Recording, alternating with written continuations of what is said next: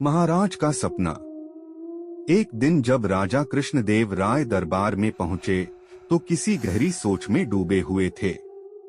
जब वे सिंहासन पर विराजे तो दरबार की कार्यवाही प्रारंभ करने के पूर्व दरबारियों को बीती रात देखा अपना सपना सुनाने लगे।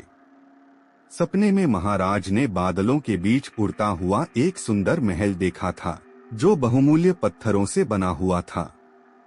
हरा भरा बगीचा और फव्वारा उस महल की शोभा बढ़ा रहे थे। इतने में ही सपना टूट गया था, किंतु महाराज उसे भुला नहीं पा रहे थे। उन्होंने दरबारियों से पूछा कि इस सपने का क्या अर्थ है। क्या यह सपना पूरा करने योग्य है? तेनालीराम कहना चाहता था कि इस तरह का सपना व्यर्थ होता है, इसे भूल जाना चाहिए। किंतु उसके कहने के पहले ही राजगुरु बोल पड़ा, महाराज, मेरे विचार में आपको ये सपना इसलिए आया ताकि आप इसे पूरा कर सकें। आपको अपने सपनों के महल का निर्माण करवाना चाहिए। राजगुरु लोभी और धूर्त प्रवृत्ति का व्यक्ति था।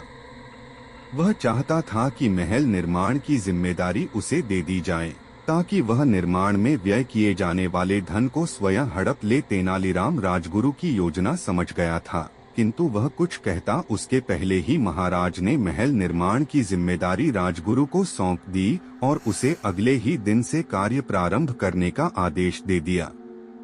दिन गुजरते रहे, राजगुरु ने महल निर्माण का कार्य प्रारंभ नहीं किया।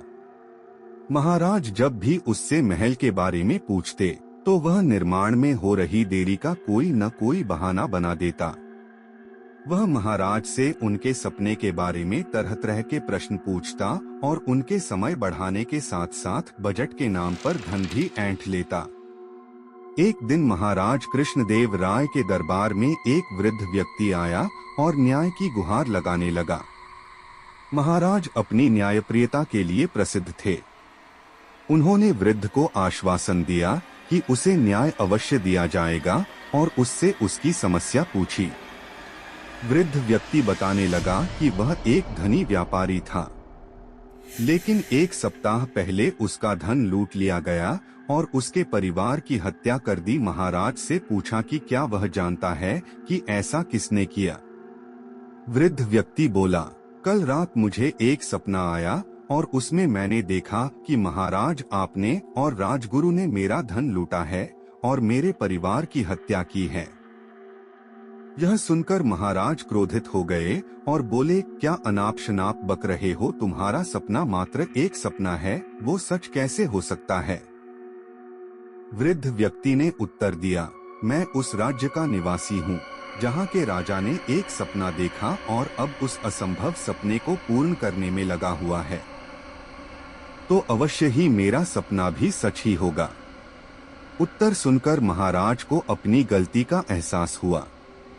उन्होंने ध्यान से वृद्ध व्यक्ति तो देखा तो समझ गए कि वह तेनालीराम ही है, जो वेश बदलकर उन्हें उनकी गलती समझाने आया है। उन्होंने उसी समय अपने सपनों का महल बनाने का आदेश निरस्त कर दिया।